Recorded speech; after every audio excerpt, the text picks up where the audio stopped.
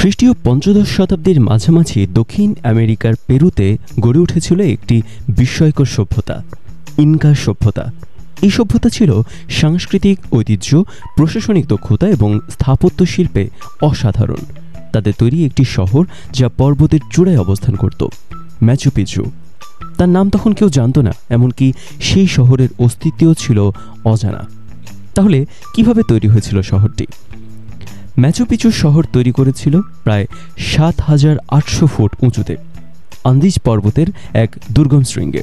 ধারণা করা হয় ১৪৫০ সালের আশেপাশে ইনকা সম্রাট পাচাকুতি এই শহরটি তৈরি করেছিলেন, এক ধরনের রয়্যাল এস্টেট বা রাজপ্রাসাদ হিসেবে।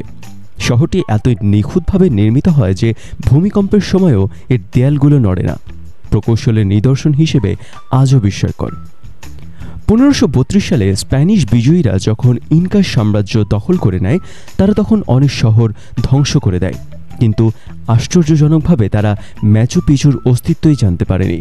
শহরটি ছিল এতটাই গোপন, এতটাই দুর্গম যে ইনকারা নিজেরাই এটিকে পরিত্যাগ করে পাহাড়ের বুকে লুকিয়ে রেখেছিল। শহরটির নাম, মানচিত্র, অবস্থান সবই হারিয়ে যায়। প্রায় ৪০০ বছর এই শহর জঙ্গলের ছায়ায় চাপা পড়ে ঘুমিয়েছিল। বিশ্ব তার কথা একেবারেই ভুলে যায়। ১৯১১ সাল মার্কিন ঐতিহাসিক ও অভিযাত্রী হিরাম বিংহ্যাম এক গবেষণার কাজে পেরুতে আন্দিজ পর্বতে ঘুরছিলেন।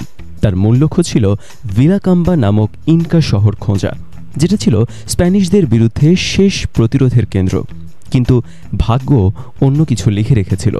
একজন স্থানীয় কৃষক আর তার ১১ বছরের ছেলে পাবলো বিংহ্যামকে একটি পুরনো ধ্বংসপ্রাপ্ত পথ ধরে নিয়ে যায়। সেই পথেই হঠাৎ বিংহ্যাম চোখে পড়ে এক বিস্ময়কর দৃশ্য। পাথরে তৈরি প্রাসাদ, সিঁড়ি, মন্দির, জলাধার সবই প্রায় অক্ষত অবস্থায়। গাছপালা, লতাপাতায় ঢাকা ছিল শহরটি, কিন্তু এর সৌন্দর্য তাকে মুগ্ধ করে ফেলে। বিংহ্যাম প্রথমে ভেবেছিলেন এটা ভিলাকাম্বা।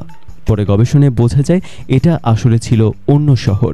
এটি হারিয়ে যাওয়া রত্ন, যার নাম ম্যাচু পিচু, যার মানে কেচুয়া ভাষায় পুরনো পর্বত। কেন এটা গুরুত্বপূর্ণ?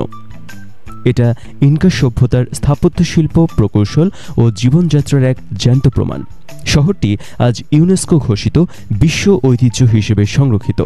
এটি আধুনিক বিশ্বের অন্যতম সেরা পর্যটন আকর্ষণ, আর সবথেকে রোমাঞ্চকর, ইতিহাসের এক ভুলে হারিয়ে যাওয়া শহর আবারও এক ভুল পথেই আবিষ্কৃত হয়েছে।